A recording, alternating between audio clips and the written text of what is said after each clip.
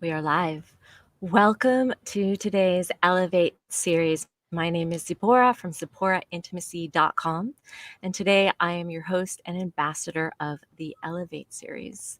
The Elevate series was originally created by Amber Vilhauer. I love giving her a shout out on every live because she inspired me to become an ambassador through just having conversation with other global leaders and exceptional human beings on the planet who may also be having challenges in their own life, but they're showing up in leadership in different ways. And so today I'm excited to be joined by two very dear friends and sisters and experts out in their field of work. We have Wendy Mendoza, who is a high performance mindset coach. And in a moment, I'm going to ask both of you, I'm going to toss the baton to each of you to go into greater depth about your service and what you like your why of what you're doing today in the world.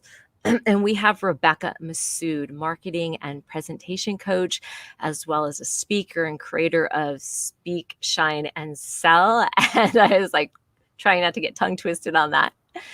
But before I go further in today's program, I do want to hand it over to each of you, whoever feels to take that baton and just share your why for why you're doing what you're doing in the world today in your work. Okay, I'll jump in. Yeah, so just honored to be here. Thank you for asking me to participate in this, and it's been amazing to watch your journey. But my why with what I do with the mindset, and as you know, as Tziporah, I help business entrepreneurs, women business entrepreneurs who have their businesses and just need to get seen more, and I help them with their social media strategy and branding. But if I go deeper than that, the why is I have a strong passion for helping other women get beyond the fear of being seen. You know, I find with a lot of my clients, they're afraid to show up and they're afraid to put their voices out there. And I think there's so much that many, men too, but women who I focus on, who want to share their message and their passions and their gifts, but they're afraid to do that.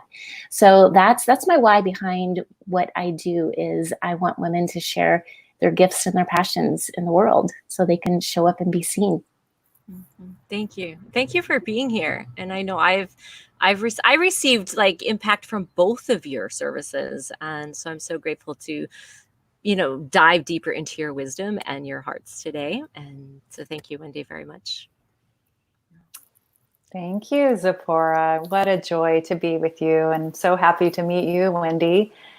And so I'm Rebecca Massoud, and I also work with women entrepreneurs, and I teach them how to create a client attracting and soulful signature talk so that they can double or triple their income and their impact. And my why of what I do is because I held back my voice for more than 2 decades. I was one of those, what I call expert hider-outers. And I say I'm in recovery now. I'm a recovering expert hider-outer. And I did that in the corporate world for so long. And then when I finally took the leap 8 years ago to start my business, it's been such a journey of, like Wendy was saying, of, oh my God, now the attention is all on me. And I've had to really work those edges over the years and it's still my journey.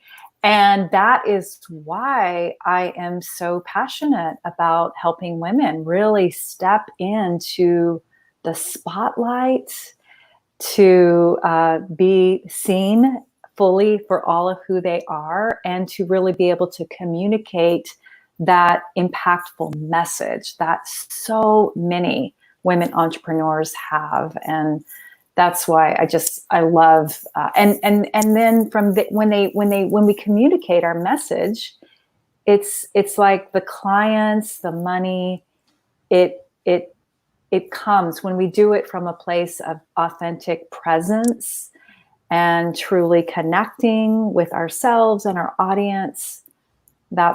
And it's just not about the force and the push. It's becomes about magnetically and drawing in those beautiful new clients that we desire. Yes, yes, yes, yes. Thank you. That's why I'm so excited for both of you to be here, to dive into more of an embodied way of leadership, I call it, and something that I witnessed both of you so good at. So for those of you watching today, I really encourage you to reach out or check out these two women. They have both influenced my life, my business in several ways. I know Wendy has over the years held my hand. She actually held my hand in walking through the Elevate series itself and bringing it together. And she's always supported keeping me on track, because I don't know about you, is the creativity of the feminine in our minds. When we get in that flow, it can be, the abundance is amazing, but for me it can be a little overwhelming at times. So having, strong women on purpose helping me really keeps me in my flow. And Rebecca has, God, you helped me dial in my speaking. You've helped me dial in my signature system. I remember years back when we brought that together. And but what comes to me is the ability to take what's in my heart, in my vision, and grounding it down and putting it into tangible words and descriptive for the audience to understand it and get it. And that's what I remember working with you, Rebecca. And so, yeah, so I invite you all. Their links are already in the comments as we talk today. My wonderful team, my assistant, is going to be plugging any links that you two offer up into the comments, as well as anything that just inspires her that she captures from our conversation. So before we go deeper today, I'm going to just share a little bit about me for those of you who don't know who I am. Again, my name is Tziporah from TziporahIntimacy.com. I am an author, a speaker, and an intimacy and mindful relating educator. I have enjoyed the journey for, I think it's been 2 decades now, of working with couples, individuals, as well as organizations, through this idea that I believe that intimacy and compassion are the bridge in today's world to create thriving human connection and relationships. And so with that theme in mind, I go into these organizations or families or individuals and help them kind of just gain the skills and the confidence and really tap into themselves, that part of, yourself that in this fast-paced world, in what's happening today, right? We're in this place of prolonged uncertainty. And how do we stay in our center of who we are, in our grounding, in clear relationship? And that takes practice and skill building. And so I'm excited to be a part of that and to hold people's hands along their journey. And I want to thank our audience today, because there's people plugging in and listening. And I just want to thank the viewers for tuning in and watching. And I have a request. So if you find this conversation to be elevating in your life, if you have found that it's just helping your heart, helping your body, helping your thought processes, I'm going to invite you now to, if you're on Facebook, is to click the share button, start a watch party, share this with your tribe, with your community, with your Facebook groups, but only if you feel it's actually going to help them and serve them in the highest of ways. And the last piece of announcements is, one of the intentions of the Elevate series is to spread the awareness and to create donations to various COVID funding and outreach programs. And so I have my list as we talk today. Again, my team will be plugging in some of those links for charities. And our ask is that you just pay it forward. Like, we're coming on and sharing this wisdom circle and information and hearts and time. And for me, the request of the Elevate series is that you just pay it forward, whether it's donating to a charity or going out and helping your family, helping in the neighborhood, wherever that we can all show up right now on the planet. That's my request to you. So now let's continue our conversation. So I have an inquiry for both of you. And I want to know, today, like present moment, like what's alive and real for you in your own conversations, whether that be with your family. I know, like, if we're home together, I know we're all home together with family or our partner, or with your clients. Like, what's really alive present day that you're hearing a lot of? Yeah, I know for me and a lot of the clients that I'm working with right now, it's being in this space of really wanting to show up. You know, to Tziporah, you and I talk about this in our conversations, and I'm going through myself this need and this urge to show up in a bigger way. And not that that has to be the way. I think that, you know, we all have to pay attention to our own needs. There are some people right now who need to rest more and need to really tap into the solitude of what we're going through.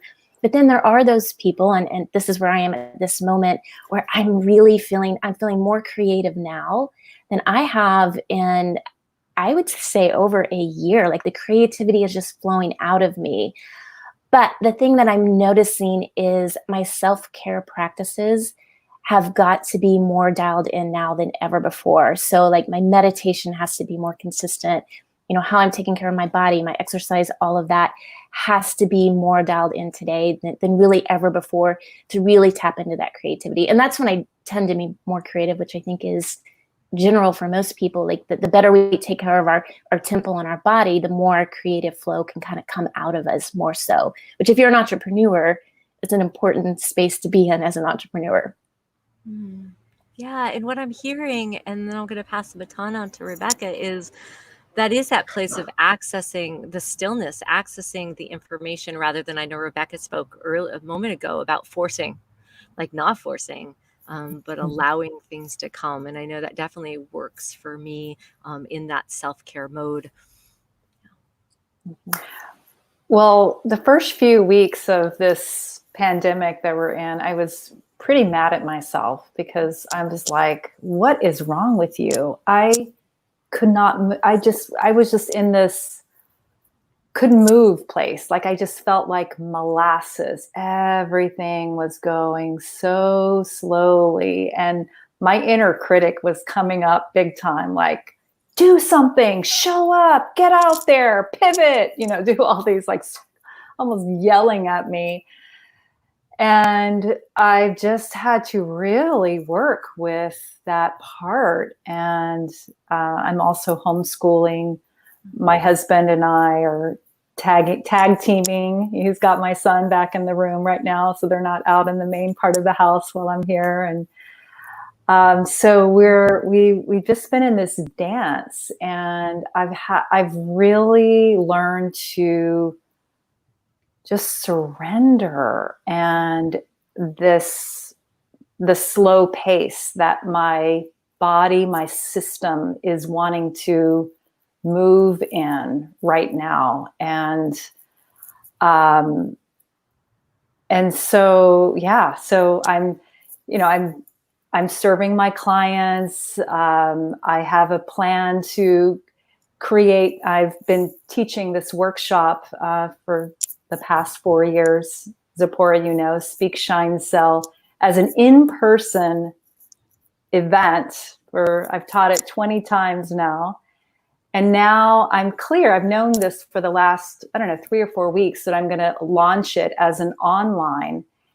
And it's just, things are just taking longer right now, is what I'm noticing. And so you mentioned the word compassion, and that is what I have had to really practice, a lot of self-compassion, and just allow and let myself be in a slower pace. And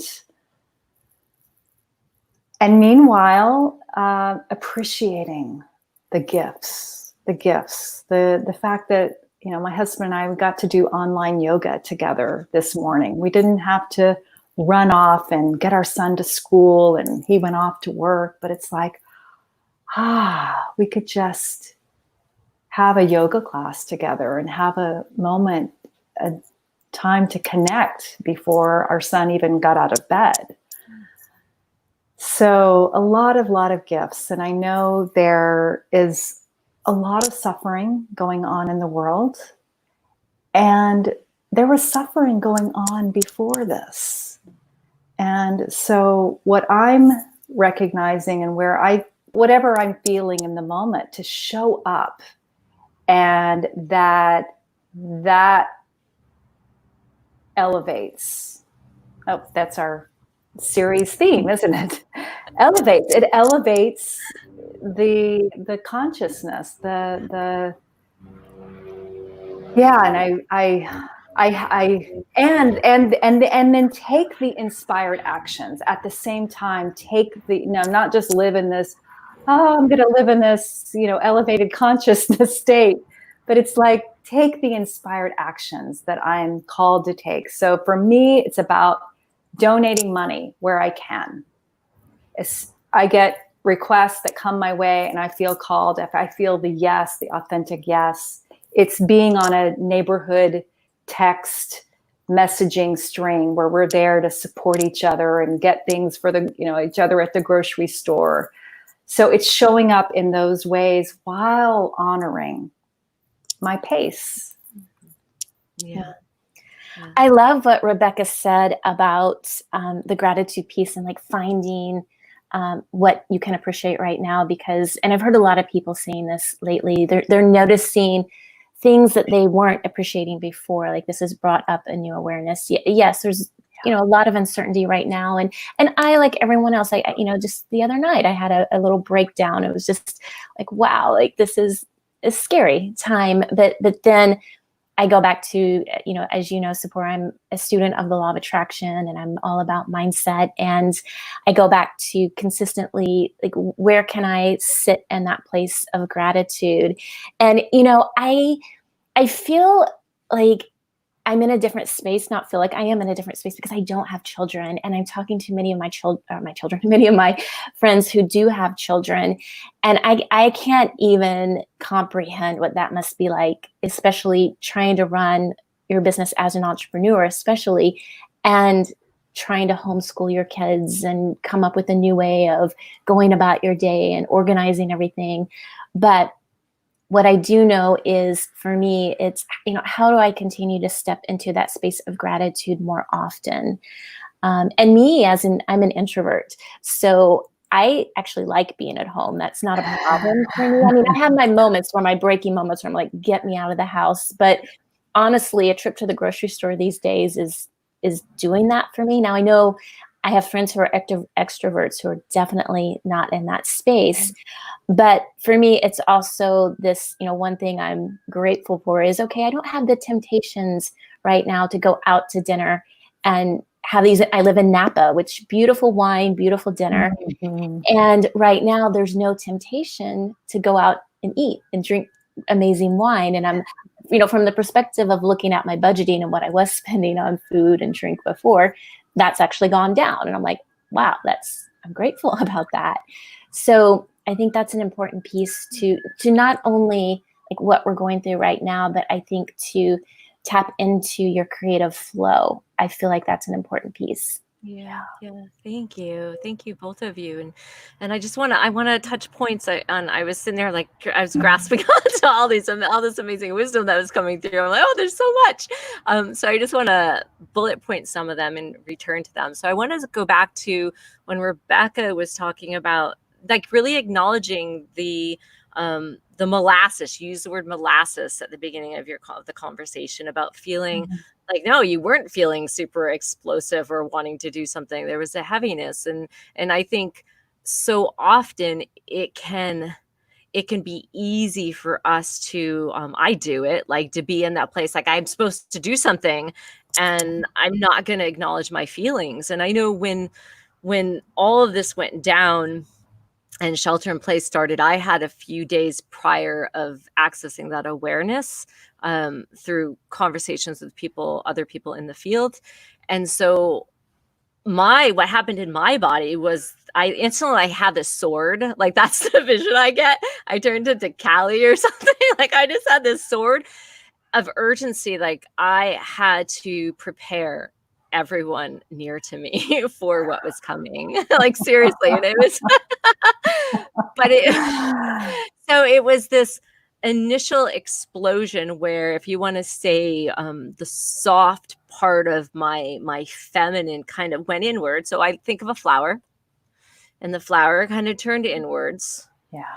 But then this explosion nation, this explosive nature of fire and purpose and being action, took charge for about 2 weeks.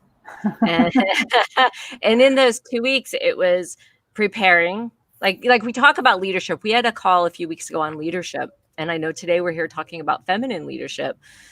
But part of leadership in that moment was showing up for the elders, meaning mom and dad who are living alone on separate coastlines, how to prepare them, to prepare their homes. I went into my mom's home with masks, disinfected her whole entire home, filled her cupboards with food, and, made my entire family get on immune boosting supplements. So they're ready not to answer their phone when I call. Oh my God.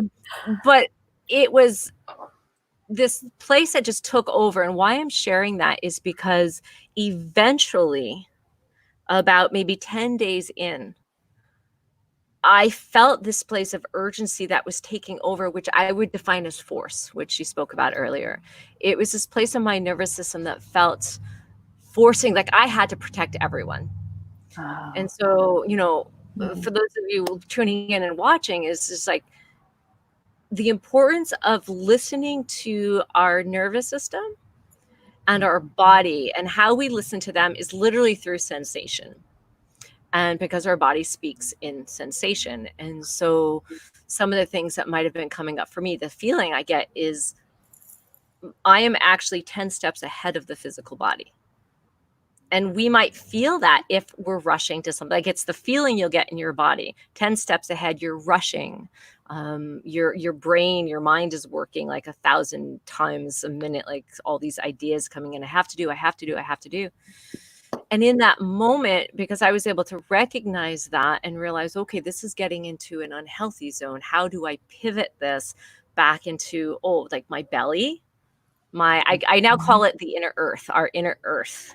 And I like that. I like that. I love that. Yeah. How do we find our roots again and realize that it's important? It's just as important for me to find those roots, put my oxygen mask on first, so I can continue to be of service and help, as it would be to be in this urgent state of taking care of. And so I chose to take a couple days and just be still, because that's how I access it. That's my access point. And so I'd lie in the garden, but I wouldn't do anything. I would just lie there and feel. And I know so many, in the world, it can be so easy for us to feel scared to feel. And that's what we're going to go into in a moment. But, we have to feel to have clear direction. And so I'm curious, again, I'm going to toss it back out to you both, is let's expand on the importance of feeling and what that actually means to still be a leader. Because some people might say, well, to feel, I got to be lazy and not do anything. And for me, it's the exact opposite. Is if I tune into feeling and I take that space physically, my nervous system's being recharged, I'm becoming resourced. And then I'm going to actually be able to access this information to make clearer choices in emergencies, where before I wouldn't. So I'd love you two to jump into that and expand from your point of view. Mm-hmm. Beautiful. Yeah, that is, it's very interesting that Rebecca and I had a very opposite kind of initial start to this. Like, she was in the space of the molasses and I was in the go, go, go, go, go. But I have recognized in myself, I can be historically the kind of individual who will bypass the feelings, and I can be a bit of a workaholic. I also come from the corporate world too. I was in corporate for 18 years. So, you become accustomed to operating in that world. And for me, I did recognize early on that there was some of that happening for me, of stepping into, let me just work and not really deal with it. In the spiritual world, someone would call that spiritual bypassing. I'm like, the world's fine. I'm just going to work and put out great work and we're all going to be okay. And I had to really, I have to pause every now and then and make sure I'm not bypassing the feelings, because I can stuff it down and it's going to come out somewhere one way or another if you keep doing that. I've experienced that too.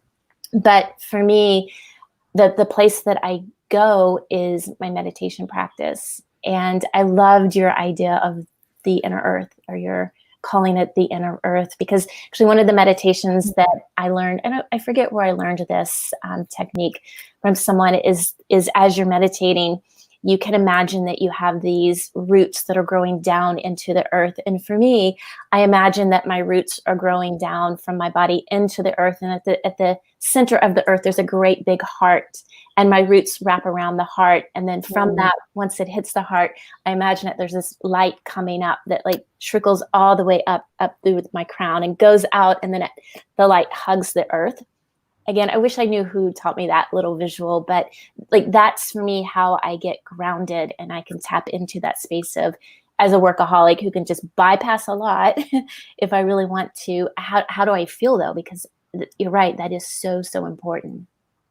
Yeah. So I'm just going to repeat a bit so we can get this plugged into the comments. Is hearing the repeat conversation here is find like what helps you feel grounded in your body, what helps you feel centered and somewhat at peace or calm, so you can make your clear decisions, whether that's meditation or stillness or breath work. But I think the invitation we're putting out there is, the importance of that, especially today, so you can continue to show up with your wisdom and leadership in the world.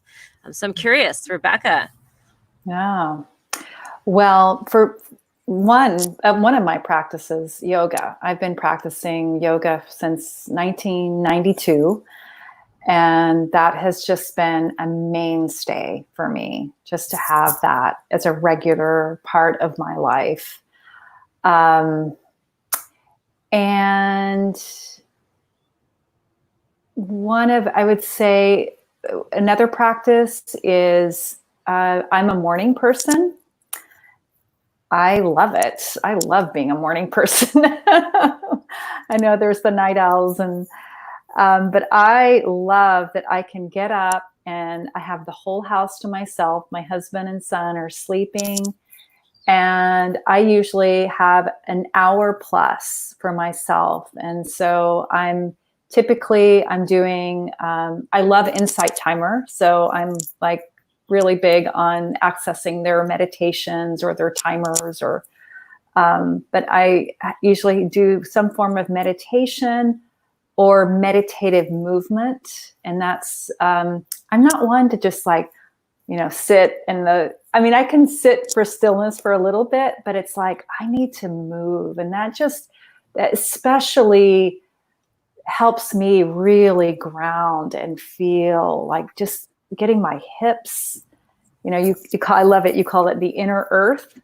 And one of the mentors that I studied with, Rachel Jane Groover, she calls it the womb space. And so I've really, I studied with her for a couple of years, and that's another practice, is really coming home to my womb space or my inner earth and making decisions. Everything just becomes so clear when I speak from that place, when I decide from that place. I just get the clear yes and I get the clear no. Doesn't mean I always listen. Sometimes I can be up here and question and like, really? And no, and what about this? And I should do that. And it's like the coming back. And so my morning time every day is essential for my well-being. And journaling, and I'm picking up my journal right now because it's sitting here next to me. So that is, journaling is like my way of connecting with inner wisdom. And I'm able to just feel like I can access my knowing and draw inspiration for everything in my life, from what to write in an email to my list, or I get marketing advice and expertise in my journal, or in what way do I show up and serve today? So those are some of the questions that I might ask myself in the morning, and get that, I get that answer. So those are like essential practices for me. I love asking questions. And again, I'm just going to plug it and invite my wonderful assistant to plug that into the comments, is make a list, because like you're sharing, like you have your unique questions. And so make a list of, and whether it's morning or night, right, that works for you, and ask. Like I do find as well, like having a self-inquiry practice before I even take action, to just sit back and ask and listen to what wants to come through. And that does it. It just brings so much insight. So again, plugging in the comments, journal, but specifically find the questions that inspire the answers to come through you. That's what I'm going to say. Yeah, that inspire the answers to come through you. So what have some of the edges? I want to know what's maybe your top 2 edges, if there have been, through all of this, and how you, when it comes to, I think, your business, because I look at you both as, right, you're feminine leaders, women leaders in the world, still doing your thing as entrepreneurs. And what was 1 or 2 edges for you, challenges at the onset of this, and have you pivoted and shifted that into something new? And I know, Rebecca, you mentioned about now your Speak, Shine, and Sell program is going to turn online. So I celebrate that. Like that's, to me, I see as a big win. But I'm curious what else for both of you happened with your business that you've turned around, and how you turned it around. Yeah. When I think about what edge, the thing for me that comes up is having, and it's not that big of an edge, I think it's something I needed to be doing all along, but it was having that consistency to really show up in my business as if I'm the multi-million-dollar CEO. I got caught into the trap after my corporate job of, let me just sleep in to 8:30 or 9 a.m. Let me just wear my yoga pants all day long. And which is fine, I think, if that's how you visualize yourself as the $1 million CEO. But me visualizing what's the most successful version of me, she's not wearing her yoga pants all day long to meet with her clients. I'm a little more put together than that. And again, I think that's fine if that is how you visualize yourself. But the edge for me was really dialing in the practices that I have. I'm also a morning practice person. I love mornings too. I love that quiet of the morning. I'll do my gratitude journal. It's one of the first things. And Rebecca, I don't know about you, but when I don't get to do that, something just goes off the rest of the day, and I get a little agitated, and I have to work through that energy when I don't get my morning practice. But it was dialing in for me the necessary critical things that had to be done and exiting out the excess. So I think it was, Rebecca, you said at the beginning, being used to being in your corporate job and not being seen and kind of hiding. Like I've been guilty of that too in my entrepreneurship, which is hiding behind my computer. I can develop programs all day long, all weeks and weeks on end, but it's getting out and being seen more and continuing to do that on a very, very consistent basis. And that might not sound like a big edge, but for an introvert, it is most definitely. Yeah. Thank you, Wendy. And I wrote it down, excess.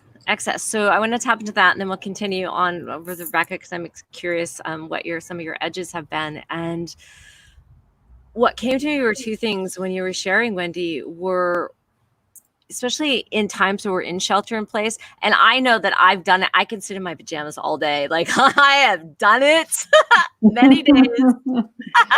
And I love it. Now, we're going live today in my tent, But one of the things that was shared with me, because we do feel different depending on what we're wearing, what I want to say more so what feels good on our body, right? Yeah. Did we shower today? What feels good on our body? And I know being at home, it could be easy, right, to stay in the pajamas or not shower. And so just by having that practice of, wow, I am going to get up like I'm going to work. Mm-hmm. I'm going to get up. And we know this, right? Because we work from home. So it's kind of like a common theme for us. So for many that at home right now, that it's different, they're not used to being home. Take a shower, make your bed, put your clothes on, have your office space. But the other piece I want to share real briefly is on excess. And one of the practices that I love, I'll invite those of you listening to maybe take on, is making a list of everything that you commit yourself to. Everything. And make the list and then go through it like you're meditating. So all that means you're going to go through it. You're going to take a couple of breaths. You're going to sit in stillness rather rushing. So a very feminine way. And you're going to go through that list, and everything you read on the list, the way that I love to do is close my eyes, breathe it in, and feel what my body feels like to think that I'm doing that. Mm-hmm. And then what I found is even the stuff that might excite me to do, at times if I'm depleted, it's actually not healthy for me to do them. And so we find where we actually have a tendency of overcommitting because we think we're supposed to as leaders, or because, oh, it's exciting for me, but maybe the body is just doesn't have the energy for it right now. It's not serving the body. And I think one of the things that we're speaking into as women is we're listening more to our body, Yes. not Yes. necessarily Yeah. just our mind. We're listening to the marriage of the mind and the heart and the body, the womb space, the earth space. And so do that, make that list, close your eyes, say each thing silently, take a couple breaths to feel like you're imagining yourself doing that. And then check in, okay, what is my body a yes to? And what is my body constricting and is no to? And make those columns for yourself and use that daily or weekly and keep coming back to it. So, yeah. I love that. I love that too. Yes. Listen I to your body. actually, Go ahead. I was going to say, I will tell my clients like to give, and this is similar. It's like give your calendar the Marie Kondo treatment. Marie Kondo is the Japanese, what is it called? Feng shui or? Yeah, it's she clears, it's, only living with what brings you joy. And that's what I hear in what you shared is that, and so it's like going through your calendar or your responsibilities or commitments. And does this bring me joy? Does this light me up? And we can feel that in our body when we settle down the mind. So thank you. I love that you Yeah, and the key, shared that. what you just said, thank you. What you just repeated was to feel, right? Feel it, because in our minds we can say, "Oh, I'm very happy with that. I do find joy in that." But if our nervous system, right, our physical, mental, emotional, and psychological state is changing in every instant. And I think that's what comes back to what we're speaking of today. When we let go of what we think is joy and happy and feel in the moment. So on that, handing it back to Rebecca, we were talking about edges. I went off in left field. Tell me what was there an edge for you that you found and that you were able to pivot and change direction for your business? The edge for me is, and it's what I mentioned earlier, is the inner critic really came in strong. So my mind was saying, get out there, quickly pivot, change, bring your workshop online, do this. And I had to really work with that edge and not get caught up in it. And it was like a battle or something going on in me where my body was just saying, no. And I had to just keep working that. So, if you look at my journal, it was like this battle kind of going on of, the inner critic and what about this? And what I find is that anytime I hear the word should, this, you should do this because of visibility, of course. And this is going to, get your name out there and more people are going to get to know you. And as soon as I hear it, that's such a, I've attuned my mind, and I teach this to my clients, is when you hear the word should, that is the voice of ego. Most likely it is the voice of ego. And it's typically then not the true authentic voice, the essence voice. So quite honestly, that has been my edge, and so it's like now I know what to do. I'm clear what to do, and now I'm having to work with the edge of time and just having patience and just giving myself space and room for it to come out when it's ready. Because now I'm like, okay, let's get it going. And yet the circumstances of my life are such that I don't have all the hours that I used to have. I used to spend all my days at home alone working. My husband was off, my son was off at school, and I had many more hours than I do now. And I've just really had to, I guess that's an edge, surrender. And I still, it's like, I'm kind of there helping my son, and then I'm really not, because I'm thinking about work, and then I'm with work, but I'm also listening into his conversation he's having with his classmates and teacher. And so it's, I don't feel like I'm being very good at any of it, honestly. So that's an edge. Thank you. And Rebecca, I'd love to go a little bit further into that last piece you shared, because I think a lot of women, obviously a lot of people on the planet today can relate to what you're saying about the time piece, when having children and having a loving family at home. I know my neighborhood is like, we're filled with streets of children now. And I drove, if I go out to my mom's, I just have so much compassion just watching the parents with these, like all these children. I'm like, wow, like what a life change for so many people. I mean, so many different ways of life change, but if we just talk about that, is there one piece, like if you were to offer the listeners today who might be home with children, and especially speaking from you as an entrepreneur, a successful feminine leader in the world, and now you have your loving husband and your son at home, what one simple piece that even within the challenge that it helps you implement, like strategy wise, and move through this daily? Great question. Self-compassion, just having a lot of self-compassion, and as soon as you started, it's like the laughter, just and bringing laughter. It's like, it's absurd that I'm now a teacher. It's like, really? I didn't know I was signing up for this. And so, as much as possible, it's like just letting go of the perfectionistic tendencies. And this is, we're in this unusual time. So we get out as much as possible. We move our bodies. I would say that is self-compassion and moving our bodies. And so we have a ping pong table in our backyard. So we're playing, it's like little mini breaks. We get out 15 minutes, let's play a round of ping, and just getting our whole bodies moving and being together as a family, honestly, is one of the best ways that we're coping. Awesome. So I'm hearing like moving important, and even getting outside.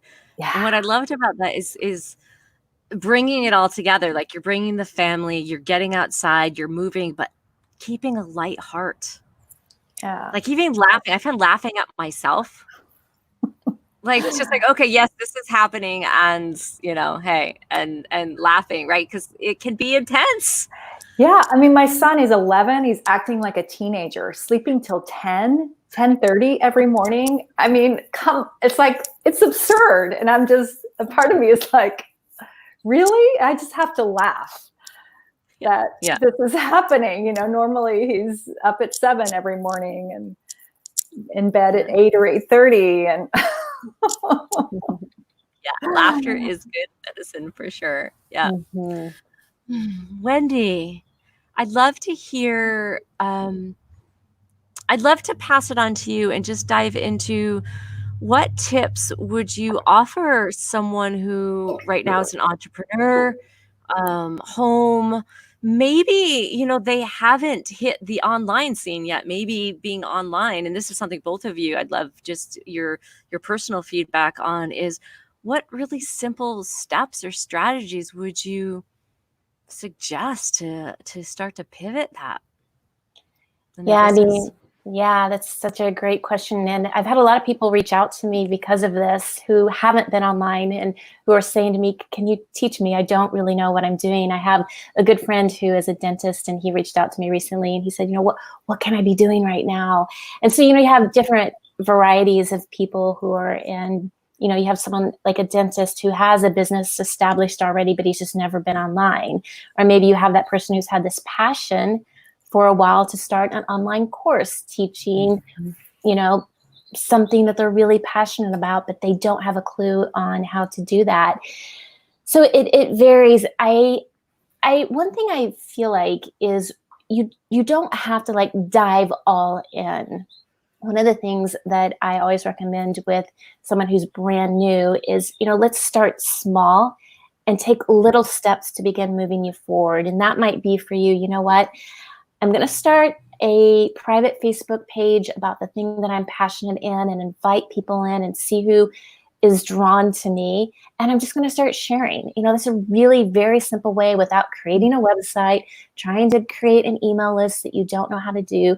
And I think that's a really simple way to sort of test out, you know, how do you respond to people? How are they responding to you? Like there's, you know, Facebook groups are a great way to do that. You can have a private one. So again, you can also sort of manage who comes in and out. If you don't want your mom in the group, she doesn't have to be there, you know? Or if you are ready to go a little more public, then, you know, start a business Facebook page or an Instagram page and just slowly start getting yourself used to putting yourself out there a little bit and sharing your message. And the biggest thing for most of my clients is going on video or showing themselves online. Yeah, Rebecca's like, yeah. People, and I used to be that way. I used to be terrified to do that. And now, you know, the more you do it, the easier it gets. But what I always say to people in that instance is, you know, start small. Maybe you start a page where you're just posting inspirational quotes. And then for video, there are a couple ways real quickly I'll share. You can go on video that will kind of dip your toe in the water, which is, you know, one, let's just say you're on Instagram, but you don't want to show your face. You don't have to show your face. You could be doing an Instagram story, for example, and holding the camera walking down your street if you're walking through the woods or taking a hike and just talking about the thing that you're passionate about. It's a great way to ease into it. People can get to know you a little more, but not actually see your face just yet. The other second thing is to do something. I do this a lot when I'm not feeling like I'm having a particular great hair day, where I might teach a presentation through Zoom, and I'm only recording the Zoom recording. But again, it's my audio, but I'm still teaching the topic that I want to teach. And then the third thing is get used to going on video by just playing around with your phone. Record yourself, get used to like just being in front of the camera. So there's those little things you can start to do to begin to get comfortable.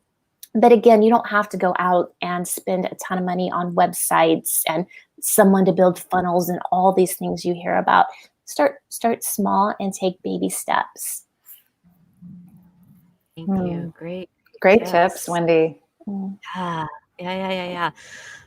So we're plugging those in. I love, you know what I love, and I always, because I hear you say it to me as well, is, is the simple stuff about make videos in nature. I'm like, really? People want to see that?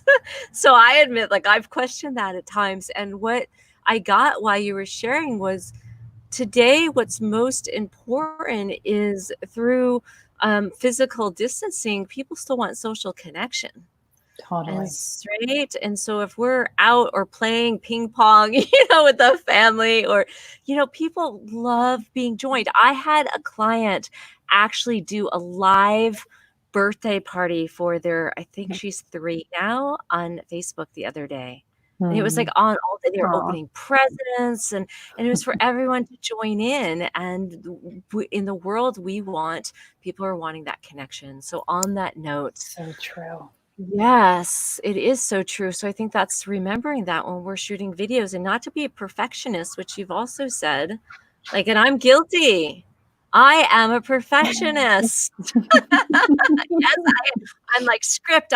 I play over. I'm like to people, like, you're not going to have to edit my video because I'm going to do it 50 times until it's perfect. Yeah. I just have to say something Yeah. about the perfectionist piece, because I feel like more today than ever, people do appreciate seeing the vulnerabilities and the less perfections in people. Yeah. Someone who's like really amazing at this right now, who I'm loving on a grander scale, is Drew Barrymore. If you've watched her Instagram page, she comes on with no makeup, her hair is a mess, and she acknowledges that. She talks a lot about skincare and things like that right now. But one of the videos she did recently that just blew up was she came on and she was like, ladies, we need to talk nose hair. And she literally, she was like, here's what I'm doing about it. And she demonstrated. But I was just watching the comments in her Instagram feed, and comment after comment after comment was like, I love you even more. Like, you're my favorite now. Because like, she's a real person, Totally. And I think that people want to see the real you. They don't want to know that you're always perfect all the time. Yeah. Yeah, great stuff. I love the nose hair piece. Maybe I'll try that for the next Elevate Live. That would be a good edge for me. I love it. Thank you. Right. Rebecca, what final tips, like practices that people can implement right now as leaders or entrepreneurs? Well, the people I mostly work with are women entrepreneurs who are speakers. And so, to add on to what Wendy shared, which were fabulous tips, is that to know, first of all, that there are abundant speaking opportunities online. And because it really starts with mindset. We have our mindset coach here. And just to have the mindset that there are plenty of speaking opportunities, to not just go, oh, well, now that there's no in-person events, where am I going to be speaking? It's like, well, hello, there's so many. And so I would say, that's been a big part of my pivot is my speaking now is, and it's amazing because since this has all transpired, there have been so many opportunities like the Elevate series that have come up. I've gotten an invitation to be on a radio show, a podcast, a talent show. It's just like endless. So Facebook Lives, YouTube, there are just so many. So knowing for those of you who are, looking for the visibility opportunities, and there are so many opportunities available. There are many organizations, meeting planners that are right now looking for speakers. Rebecca, if I can jump in, do you happen to know any links that we can plug in for something like that by any chance? Well, an organization that comes to mind that I'm a member of is the Women's Speakers Association. So I'm a member. I highly recommend this group. I was just, talking about, I was on a speaking opportunity, I think it was last week or the week before, where they featured a number of the members. giving tips. And so Women's Speakers Association is a group that I do recommend. And, I have, you can have an online speaking profile as a way to, and then a quick tip around your online speaking profile is, and that this is, I'll just pass on from what they shared with me, is that now my profile on the espeakers.com website says that I now can present as a virtual speaker. So I have my information up there as a speaker, but I now have myself tagged as a virtual speaker. So that would be a tip. Join Women's Speakers Association, and as a way to get your online visibility, credibility, and great. Yeah. So tap into the opportunities. Awesome. So we just plugged. Did you say eSpeaker as well? Is that a website or no? No. So it's the Women's Speakers Association. Great. And when you join the Women Speakers, then they're connected with eSpeakers, and your profile gets blasted all over the world. Wonderful. Great. So know that we just plugged that. That's in the comments for those of you watching to click that and get active, proactive, and put your names on there. I also know you have a Speak, Shine, Sell event coming. Is that true? Do you want to share dates with us? Do you know those, or where can people go to find them? Okay. Sorry, I put you right on the spot. That's okay. I'm so excited. So this is the deal, folks. It's happening. I have it on the calendar for May. My goodness, I don't yet have my website live, but you can go to speakshinesell.com, and that information, and that gives you all the details for the in-person workshop, which the last one I had was January. And the next one, my plan is to have it on over 2 days as opposed to an all-day workshop, but to have it over 2 days, 9 to 1 each day, give people a breather in between. And May 21st and 22nd is what I'm targeting. So speakshinesell.com. Thank you for asking. Thank you. And Wendy, what about you? Where can people find what you're up to? Do you have anything lives happening, podcasts that you want to share? Yeah, I do have a podcast. It's called Achieving Vibrance. But one of the best resources I have right now that I'm really enjoying is my free Facebook group, which is a private group. And you can find that at Business Sisterhood Collective. That's the name of the group. So I go live in that group every week. I'll be live this Thursday teaching some content strategy tips. But I am doing right now weekly free Instagram audit makeovers. And those are always a lot of fun. And I feel like people get a lot of value. So it's a free group, and I love sharing in that group. Awesome. Thank you.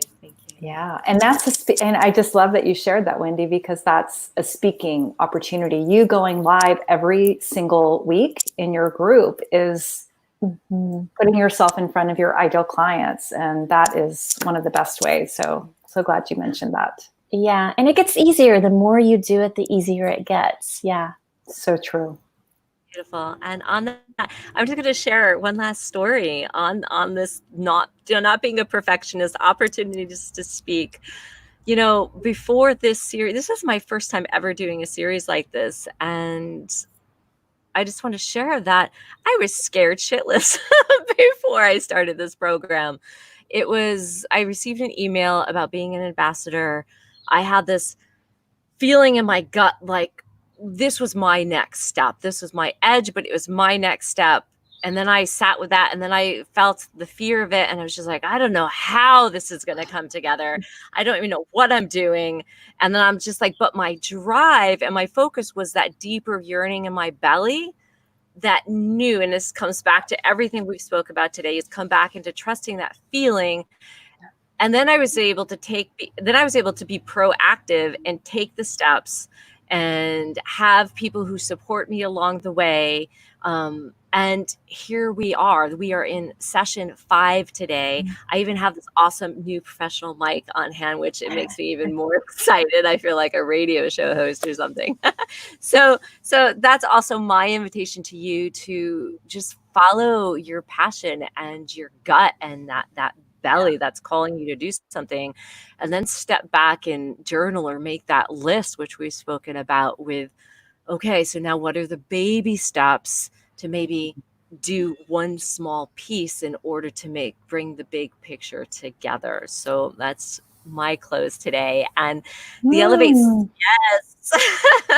Well, I just want to say, Tziporah, you are a natural at this hosting that you're doing. It is really beautiful, beautiful. I just adore you and think that this is one of your callings, honestly. I agree. And thank you for both of you, because again, you've helped me so much in my business and continuing to see it move forward. And I encourage our listeners to check both of you out. All the links are in the comments. And the Elevate series will continue. Right now, we have scheduled lives all the way through May 18th. They are continue. I will go as long as people show up, meaning as long as the guests and friends and leaders continue to say yes, I will just keep going with this. One of the things that's happening is we're going into breakout sessions, which then are shorter 20-minute, more focused sessions with one speaker. So we're excited about that. But you can check all of that out by following the Soulful Relating Institute with Tziporah Facebook page, and you will continue to get announcements as we go live. So sending you all so much love. Thank you for joining us today. Thank you, Wendy and Rebecca, for being here as well with us. Yeah. So much love. Thank you so much. Thank you.